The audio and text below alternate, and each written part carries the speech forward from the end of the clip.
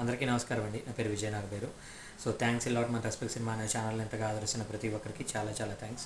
So మీ అందరికీ తెలిసిందే, నేను క్యాస్టింగ్ ఏదైతే ఉందో అవన్నీ పాపం ఎవరైతే ఓన్లీ క్యాస్టింగ్ కోసం మన వీడియోస్ చూస్తున్నారో వాళ్ళ టైం అనేది వేస్ట్ చేయకుండా ఫుల్ ప్లెడ్జ్డ్ వీడియోస్లో చెప్పకూడదు, ఓన్లీ షార్ట్స్లో చెప్దామని కాస్టింగ్ రిక్వైర్మెంట్ అని షార్ట్స్లో చెప్తున్నానండి.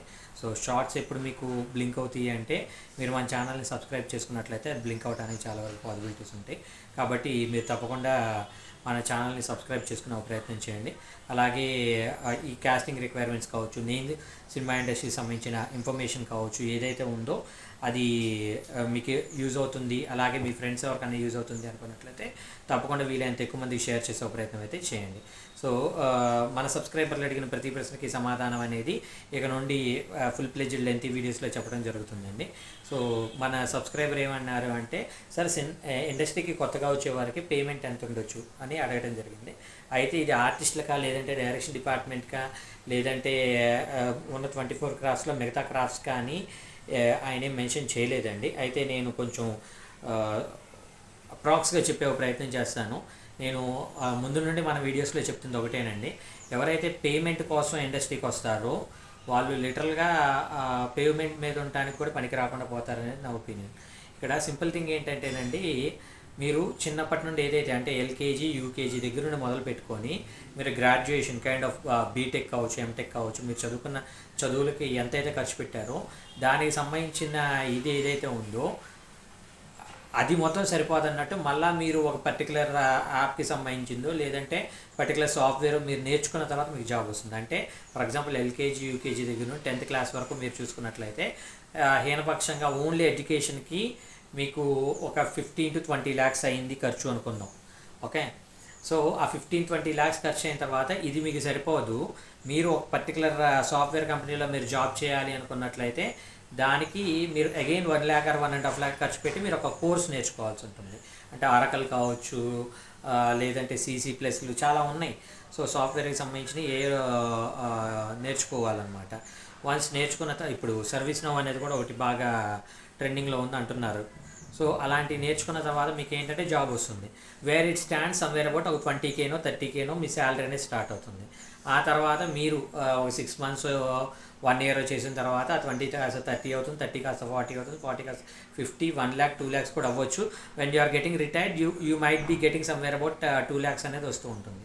నేను అలాగే ఇక్కడ కూడా చెప్తాను, మీకు ఎడ్యుకేషన్ అంతా మీరు 10th వరకు చదివారా, ఇంటర్ చదివారా, గ్రాడ్యుయేట్ చేశారా, పోస్ట్ గ్రాడ్యుయేట్ చేశారా అనేది వదిలేస్తే ఇక్కడ మీకు సినిమా ఇండస్ట్రీ గురించి ఏమి చదివారు అనేది లేదు.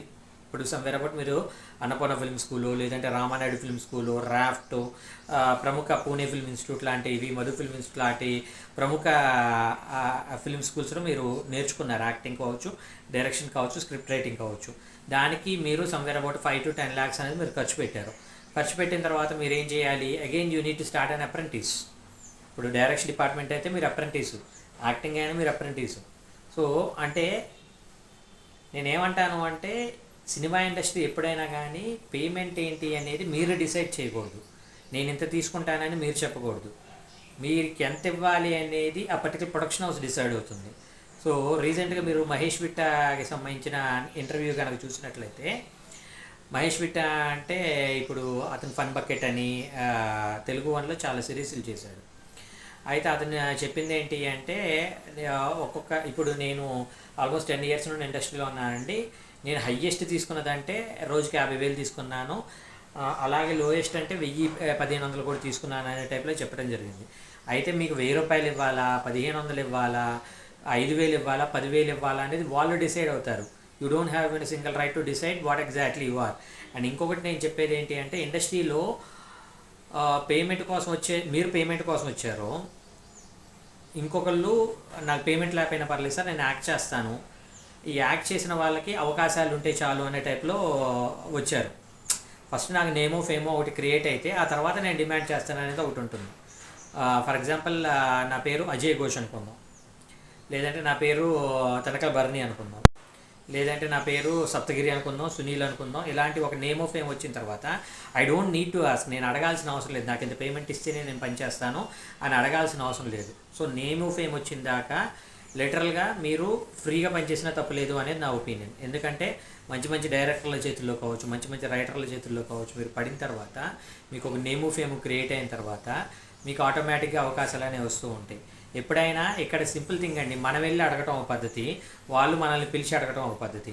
మనం వెళ్ళి అడిగినట్లయితే వాళ్ళు ఇస్తానన్న పేమెంట్కో లేదంటే అసలు పేమెంట్ లేకుండా అయినా కానీ మీరు చేయడానికి ప్రిపేర్డ్గా ఉండాలి. That includes even direction department, writing department and what ever the department it might be. మీరు వెళ్ళి అడిగేటప్పుడు మీరు పేమెంట్ గురించి మాట్లాడే అర్హత మీకు లేదు అనేది నేను మీకు ప్రథమంగా చెప్పేది. లేదు నేను నాకంటే ఒక నేము ఫేమ్ వచ్చింది అన్న తర్వాత వాళ్ళు కనుక్కుంటారు, సార్ మీరు ఆ పలానా సినిమాకి రోజుకి 10,000 తీసుకున్నారంట, మేము 10,000 ఇవ్వలేము సార్, మా కోసం ఒక 7,000కి పనిచేస్తారా, 8,000కి పనిచేస్తారా, లేదు మీరు పలానా చోట 10,000 తీసుకున్నారని తెలిసింది సార్, మేము 12,000 వరకు ఇస్తాము, సో మాకు పనిచేస్తారా అని వాళ్ళే అడగటం జరుగుతుంది.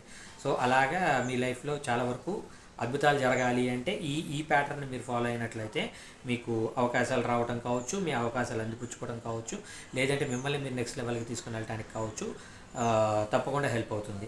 సో ఇంకా మీకు ఇలాంటి డౌట్స్, క్వశ్చన్స్, క్వైరీస్ ఏదైనా ఉన్నట్లయితే తప్పకుండా కమెంట్ రూపంలో అడిగే ప్రయత్నం చేయండి. ప్రతి ప్రశ్నకి సమాధానం చెప్పడం జరుగుతుంది. సో